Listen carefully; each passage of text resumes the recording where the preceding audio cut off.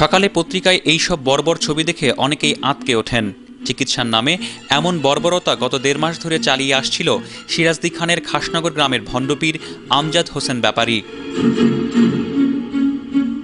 Kuwait ফেরত নিরক্ষর এই পীর ২ মাস আগেও ভ্যান গাড়িতে করে সবজি বিক্রি করত, কিন্তু ১.৫ মাস আগে কথিত স্বপ্নে পাওয়া কুদরতের মাধ্যমে চিকিৎসার নামে নারী ও শিশুদের ওপর অমানবিক এ নির্যাতন শুরু করে আমজাদ। এটা আমি স্বপ্নের মাধ্যমে পাইছি। স্বপ্নে কিভাবে পাইলেন?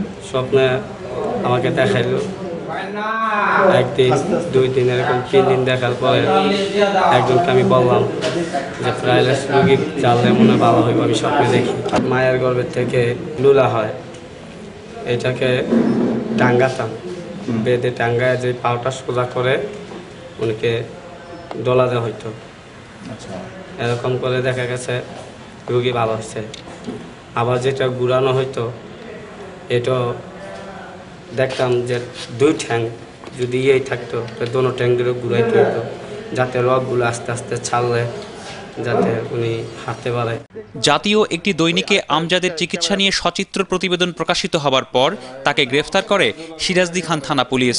এ সময় সে স্বীকার করে, কোনো চিকিৎসা পদ্ধতি তো দূরের কথা, ভালোভাবে নামাজই পড়তে পারে না আমজাদ। এক আল্লাহকে স্মরণ রাখা এবং সূরা ইখলাস, সূরা আলহামদুলিল্লাহ পয়রা আল্লাহর উপরে বিশ্বাস রাখা, যার যে কোনো রোগ থাকতো আমি উনিকে ভুল দিতাম যে আল্লাহ যার যে রোগ তুমি আল্লাহ মুক্ত করো, বাস এটি আমার সালানপত্র, আর কিছুই নেই। সূরা ইখলাস, সূরা আলহামদুলিল্লাহ, এই দুইটা ছাড়া কোনো সূরা জানেন না? না, আমি আর কোনো সূরা জানতাম না। নামাজ পড়েন কেমনি?